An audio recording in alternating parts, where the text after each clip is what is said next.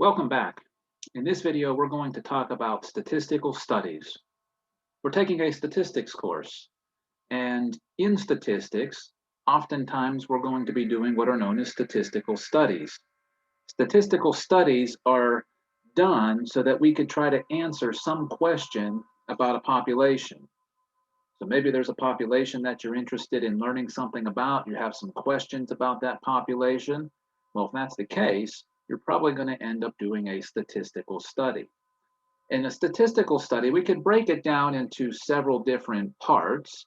I'm going to talk about each of those parts with you and then tell you about which parts we emphasize most in this course. Okay, so first thing that you're going to do in a statistical study is you're going to select a sample. So last time in our previous video, I told you about the difference between a sample and a population. Remember, a population is all the people or all the objects who fit some criteria or meet some definition. Since populations tend to be very big, sometimes thousands, sometimes millions of people or millions of objects in them, we just can't go and study the entire population. We have to select a smaller group out of the population, and that smaller group is called a sample, and we study the sample.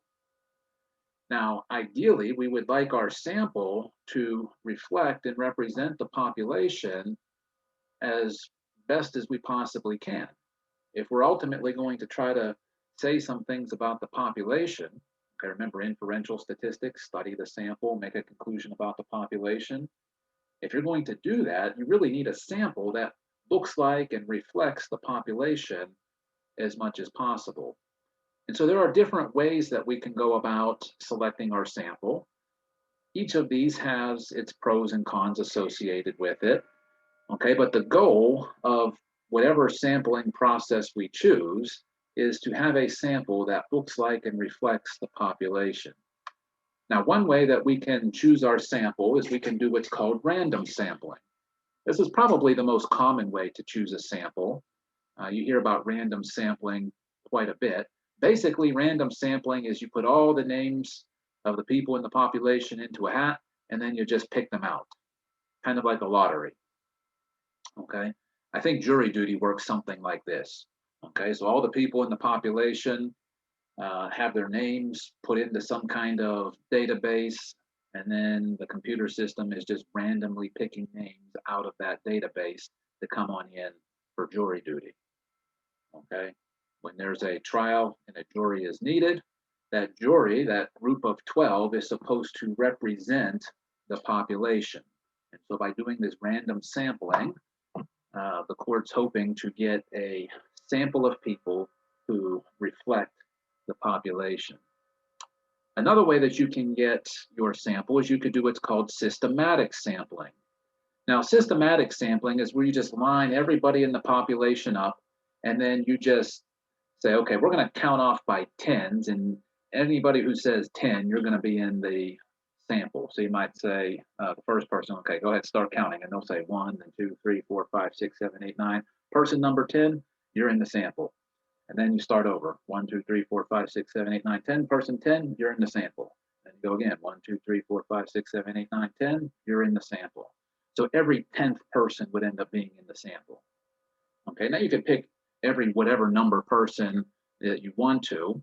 Okay, you kind of have to do the math and see, okay, I have this many people in the population, I want this many people in the sample, so I should be counting off every 10th person or maybe every 20th person. Okay, it depends. But if you're kind of going through the population in that kind of systematic way and taking every kth person who's in line, then you're doing systematic sampling. Okay, sometimes this happens like in gym class in elementary school, right? Gym teacher lines everybody up and says, okay, we're going to count by fours, 1, 2, 3, 4, 1, 2, 3, 4, 1, 2, 3, 4. And then you say, okay, anybody who said 1, you go to this corner of the room. Anybody who said 2, you go to that corner. Anybody who said 3, this corner. Anybody who said 4, that corner. So if you did that sort of thing, and then you just went to one of those corners and took one of those groups and said, okay, you're going to be my sample, I'm going to study you. And you've basically done systematic sampling. Now, systematic sampling, it's almost like random sampling. Okay, if the people are lined up in some kind of random order, then picking every kth person is essentially doing random sampling. So there's a slight difference, but not much difference between random sampling and systematic sampling. Okay, both of these tend to do a pretty good job of reflecting the population. Okay, now the disadvantage of these methods is you got to have the list of names of everybody who's in the population, or you've got to be able to line everybody up who's in the population. Sometimes that's just not practical. Now, another way that you can choose your sample is you could do what's called stratified sampling. Now, stratified sampling is something that you might want to do if you want to ensure that your sample has a certain ratio of people that meet some criteria. Okay, so for example, let's say that we were studying, some population of people, and we were trying to look at differences between left-handed people and right-handed people, and maybe we know that in that population, 10% of the people are left-handed and 90% are right-handed.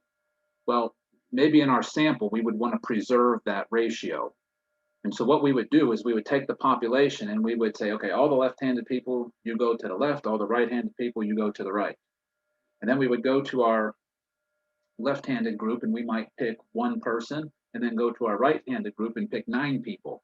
And that would preserve that 10% ratio of left-handed people. Or you could pick 10 left-handed and 90 right-handed, depending on how big you wanted your sample to be. Okay, but you're able to preserve that ratio because what you did is you divided the population into subgroups, and then you picked so many out of each subgroup. Okay, and you can randomly pick them out of the subgroup or systematically pick them, kind of your choice at that point. Okay, or maybe you're doing a study of some population and you want to ensure that you have people from every age group in that population. So you might take the population and divide people up who are in their 20s, 30s, 40s, 50s, 60s, 70s, and so on. And then you might randomly pick 10 people from the 20s, 10 people from the 30s, 10 people from the 40s, 50s, and so on. And that way you've got this even distribution of people from all the age groups.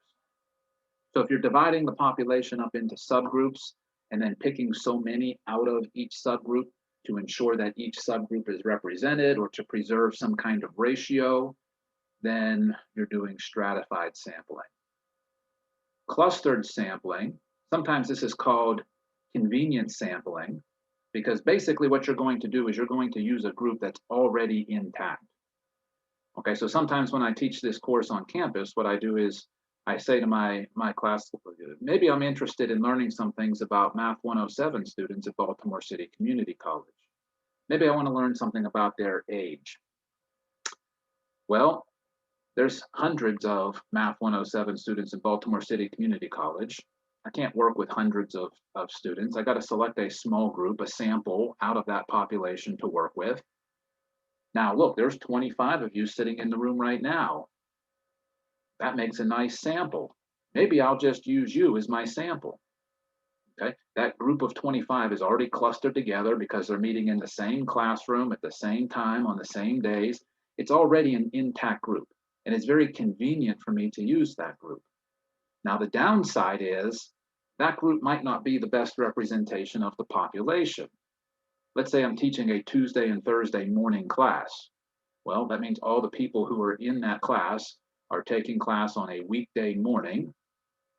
What I don't capture in my sample are people who might be taking the evening class, weekend class, online class. So clustered sampling tends to be convenient, but of the different methods that I've just mentioned here to you, this one probably is not the best in terms of representing the population. Okay, but sometimes you got to do it just because of the convenience factor, but just be aware that when you do, your sample might not be the best reflection of the population. Okay, once you've selected your sample, then what you can do is you can go ahead and collect your data. And there's different ways that you can collect your data in a statistical study. Some studies are known as observational studies, where you just kind of sit back and watch what happens and take your notes. Okay, so if you're studying the behavior of preschoolers, you might go sit in the back of a preschool classroom with your clipboard and you just kind of watch what happens and you take your notes of whatever behaviors it is that you're looking for. You could do experimental studies. Okay, these are very common. Experimental studies is where you might try to manipulate the situation in some kind of way and then see how the people respond. So if you're manipulating something, that might be called your independent variable. And then whatever you're watching to see how the people respond to that, that would be your dependent variable. Okay, so for example, I might have two groups of people, and I might tell group number one to write about their most stressful experience in their life. I might tell group number two to write about the most relaxing experience in their life. And while they're writing, I'm going to be measuring their heart rates. So I'm manipulating the instructions here, telling one group to write about a stressful experience, one group to write about a relaxing experience. So that would be my independent variable. Okay, I'm controlling that or manipulating that. And then I'm measuring to see if I'm measuring their heart rate to see if their heart rate depends on what they're thinking about and writing about. So that would be my dependent variable. So when you have this kind of study where you're manipulating one variable and measuring another, that's an experimental study. Okay, so once you've selected your sample and collected the data, then you can organize the data, summarize the data, analyze the data, and eventually draw your conclusions. Now, in this course, we spend most of our time on these last two steps, the organizing, summarizing, analyzing, and drawing conclusions. Just because we emphasize these two steps in this course doesn't mean that the first two steps are not important. The first two steps are very important. If your sample doesn't reflect your population, your conclusions aren't going to be very helpful, very meaningful. If you don't collect the right data in the right way, your conclusions aren't going to be valid. So you've got to make sure that you do the first two steps correctly in order for the last two steps to give you meaningful results and helpful conclusions. Now, we focus on these two steps in this course. There are other statistics courses, not at this college, but if you go on to a four-year university, you might take some other statistics courses where you spend the whole semester just talking about the first two steps, selecting your sample and collecting your data. If any of you are going into psychology, let's say, you might have to take another statistics course at some point called, it'd be something like research methods or something like that, where you'll probably spend the majority of that class talking about how to select your sample and how to collect your data. Okay, so I just want you to understand at this point that every step in the process is important, but in this course, we're focusing primarily on taking data that has already been collected from some sample that's already been selected and just organizing, summarizing, analyzing it, and drawing conclusions from it. Okay, now, as you're doing a statistical study, there are some pitfalls that you want to avoid. Okay, these are common mistakes that people make when they do statistical studies, and if you make these mistakes, it could compromise your conclusions. Okay, so first of all, related to the sample that you select, ideally you want to avoid small sample sizes. If you just pick 3 people to be in your sample, you're probably not going to be able to get an accurate representation of the population. Okay, there's too much diversity in the population to capture in just 3 people. So you probably don't want to have 3 people or 4 or 5 people in your study if you can help it. Okay, it's kind of hard to say how small is too small and how many is enough. The number 30, as we'll see later in the course, kind of has, some special properties to it. So sometimes, 30 is a good number to keep in your mind. If you've got at least 30 people in your sample, you can feel pretty confident that your results are going to be valid and your sample is going to reflect your population. Okay, less than 30, it's not a deal breaker all the time, but then you got to be a little careful with some of the things that you say and do. You also want to avoid samples that rely on volunteer participants. Okay, you don't want to just send out some notices and say, hey, if you want to participate in this study, come on down. Well, if all the people who come to that study are volunteers, then you're probably not capturing the population the way that you want to. Okay. All the people who came to your study have something in them that made them want to volunteer, whereas the people who aren't in your study maybe don't have that character trait or whatever. So your sample might be a little biased in some kind of way. Okay, so let's say you were doing a study on how much money people donate to charity. Well, if you ask for volunteer participants, it might be the case that people who are generous in volunteering their time are also generous in giving their money. So if you just rely on volunteer participants, you might be getting a misleading picture of what people's giving habits really are, because you've just kind of got a sample of generous people. Okay, so if you're able to, you want to avoid volunteer participants. You also want to avoid samples that require a person to phone in or mail in a response. Okay, how many times have you had maybe some service performed, maybe some electrician or plumber or whatever comes to your house, fixes something up, and then they leave you a survey and say, oh, could you fill this out and mail it back in? Okay, that's not really a good way to collect your data, because the people who tend to make the effort to do the phone call or to fill out the survey and mail it back in are people who tend to have had a really, really good experience or a really, really bad experience. Okay, mostly the really, really bad ones. What you miss out on is all the people who just had a regular old average experience. And so you kind of get the extremes of the experiences when you ask for people to phone in or mail in their responses. And lastly, you want to avoid samples whose makeup does not reflect the population about which you want to draw conclusions. Okay, so let's say you want to do a study on college freshmen and how they do in their math class. You don't want to pick high school seniors or college juniors to be in your study.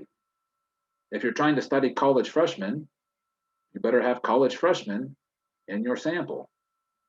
Okay, so I think that one is probably common sense, but people sometimes make this mistake and we want to avoid it. Okay, you also need to be careful about how you design the questions if you're making a survey, because if you don't design the questions properly, you might get data that's not really the kind of data that you want to work with. Okay, it might be biased in some kind of way or inconclusive in some kind of way. So some of the things that you want to avoid if you're making a questionnaire or a survey are these things. You want to avoid complex language. Okay, so in other words, make the questions, word the questions in such a way that everybody who's going to get the questionnaire or survey can understand what the question is asking. So you want to avoid technical jargon. If you're designing a questionnaire about, I don't know, some kind of health conditions, don't use complex medical language. Try to use everyday terminology so that the people who are filling out your survey can understand what you're asking them. You want to avoid leading questions that push respondents towards an answer. So a leading question would be something like this. Let's say you went to a restaurant and after the meal was served, you could have some kind of questionnaire given to you. Maybe that questionnaire would say something like, how would you rate your experience at this award-winning restaurant? Okay, by putting the word award-winning in there, you're kind of pushing the people to think positively about this restaurant. Just say, how was your experience at this restaurant? Okay, you don't got to put words like award-winning in there. That's trying to kind of, push people's minds in a certain direction as they're answering. Number 3, avoid loaded questions that assume something about the respondent's habits or perceptions. Okay, so let's say you were sending out a survey to people and you said something like, when you go to the movies, do you like to sit in the front of the theater, the middle of the theater, or the back of the theater? Okay. You see how that question kind of assumes that you go to the movie theater? Not everybody does. Okay, so you want to be careful about how you word that question. You could solve that problem by asking two questions. Do you go to the movie theater? And then for the second question, if you do you prefer to sit in the front, the middle, or the back? Okay, so that way it gives people an opportunity to respond honestly if they don't go. Avoid asking two questions in one. Okay, so you only want to ask one question at a time. Sometimes what happens is people will say something like, maybe you got a new product of some sort and there was an instruction manual. Okay, so you might ask a survey question that would say something like this. Was the instruction manual thorough and easy to understand? Well, you see, that's like two questions in one. Is the instruction manual thorough? And is the instruction manual easy to understand? Ask two separate questions. If you put them together, then respondents might not know how to answer. What if the instruction manual is thorough, but it's not easy to understand? Okay, or what if it's not thorough, but it is easy to understand? How do you answer the question when it's combined into one? Okay, so you want to separate the questions and ask them one at a time. Avoid vague terminology. So, you might send out a survey to people and they say, how many times were you impatient yesterday? Well, what exactly does it mean to be impatient? Okay, you're going to have to clarify what that means. Okay, so you want to avoid vague terminology. And avoid multiple choice questions that have too few options. Okay, so here would be an example of that. Maybe you send out a survey and you say, if you want a vacation to the destination of your choice, would you prefer to go to the beach or to the mountains? Well, what if somebody would choose the city?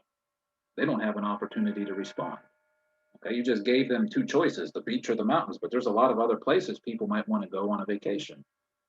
So if you're going to ask a multiple choice question, make sure that you've got all the possibilities there. One way that you can do that is you could say, hey, do you want to go to the beach? Do you want to go to the mountains? Or option C, somewhere else, okay? And give them that option. So that way, if they prefer to go to the city or something else for their vacation, they have a way that they can respond truthfully. Okay? If you just force people to say either the beach or the mountains, well, then they might have to give a response that's really not an accurate reflection of their wishes and desires. Okay, so in a statistical study, you've got to be careful with how you select your sample. You've got to be careful with how you design your questions. I probably won't say much more about those two steps in the statistical study process in this course. Like I said, the rest of this course is going to focus more on the organizing, summarizing, analyzing data, and then drawing conclusions from that. Okay, so that's the end of chapter 1. I'll see you next time as we start chapter 2.